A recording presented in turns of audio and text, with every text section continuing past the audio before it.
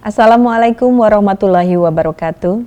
Pemirsa Duta TV, Ayah Bunda, Alhamdulillah kita memasuki bulan Ramadan 1441 Hijriah. Tentu kita bersama-sama berharap momentum Ramadan ini adalah momentum untuk kita bersama-sama melatih, mendidik anak-anak kita untuk senantiasa meningkatkan keimanan dan ketakwaan. Secara umum, pastilah orang tua mengharapkan anak-anaknya menjadi anak-anak yang berhasil. Karena setiap anak yang kemudian bermanfaat, berguna bagi masyarakat dan umatnya, pastilah menggambarkan bagaimana proses pendidikan yang telah dilakukan oleh orang tuanya. Ayah Bunda, sekali lagi, mari kita bersama-sama memanfaatkan momentum Ramadan ini untuk kita mendidik, melatih anak-anak kita. Apa bekal masa depan terbaik bagi anak-anak kita yang tercinta? Saya ambilkan judul ini dari buku yang luar biasa. Bagaimana kita berupaya untuk mengenalkan iman dan Islam kepada anak-anak kita. Bekal masa depan terbaik bagi anak-anak tercinta kita, tentu saja sebagai muslim, sebagai mukmin, bekal itu tidak lain adalah iman dan Islam. Tentu di tengah-tengah berbagai hal yang mungkin akan dihadapi oleh anak-anak kita, ada satu pondasi yang tentu harus kita upayakan bersama. Tidak lain itu adalah iman dan Islam. Rukun iman menurut para ulama seperti Imam Malik, Imam Syafi'i, dan Imam Ahmad, iman artinya membenarkan dengan hati, mengakui dengan lisan, dan mengamalkan dengan anggota tubuh. Makna iman membenarkan dengan hati adalah menerima semua ajaran yang dibawa oleh Rasulullah Shallallahu Alaihi Wasallam, yakni mengesahkan Allah Subhanahu Wa Taala, kemudian mengakui dengan lisan, artinya mengucapkan la ilaha illallah. Sementara itu mengamalkan dengan anggota tubuh, artinya melakukan ibadah dan amal solih sesuai dengan tuntunan syariat. Ayah Bunda, tentu kita harus sering mengulang-ulang hal ini.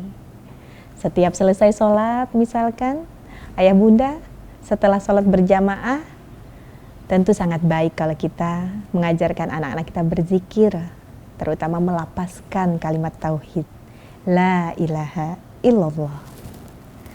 Dan mudah-mudahan kemudian kita bersama-sama bisa menampilkan kesempurnaan iman, tidak hanya dengan lisan dan yakinnya hati, tetapi juga dengan amal-amal solih. Disebut sebagai kesempurnaan iman oleh para ulama terdahulu, disebut bahwa terbagi dalam dua hal, yaitu yang berkaitan dengan hati dan juga lisan, kemudian kesatuan yang utuh dari kedua hal tadi, yaitu hati dan lisan dengan perbuatan. Inilah yang menjadikan iman seseorang menjadi sempurna, dan jika salah satunya hilang, akan rusaklah keimanan seseorang tersebut. Ramadan ini kesempatan kita mengingatkan anak-anak kita tentang iman dan Islam. Tentang iman di dalam hati, keyakinan akan segala sesuatu adalah dalam kuasa Allah Subhanahu Wa Taala, Rabb semesta alam.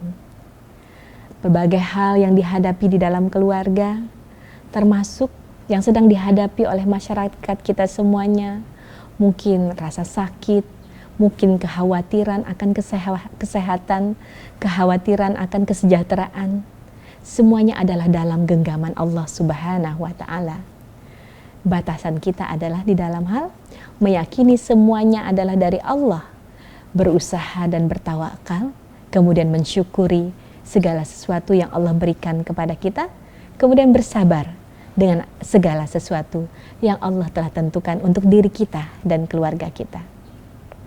Ayah Bunda, melatih dengan amal, menjadikan kita bersama-sama semakin meneguhkan keimanan yang terpatri di dalam jiwa-jiwa kita, kemudian senantiasa kita ucapkan di dalam lisan kita.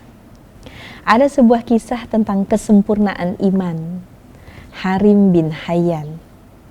Dikisahkan ada seorang sahabat yang selalu berjihad dengan ikhlas. Dia tidak kenal kata lelah. Namanya Harim bin Hayyan. Keimanannya sempurna. Suatu hari saat dalam peperangan, Harim bin Hayyan terluka parah. Bahkan tabib pun tidak sanggup untuk mengobatinya. Sahabat-sahabat Hayyan sangat mengkhawatirkannya. Beramai-ramai mereka menjenguk Hayyan.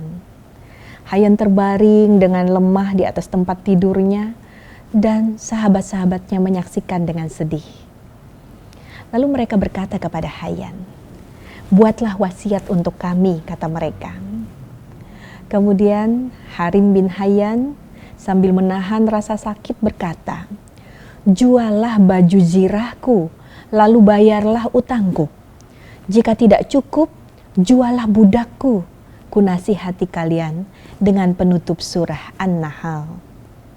Tidak lama kemudian Hayyan meninggal dunia.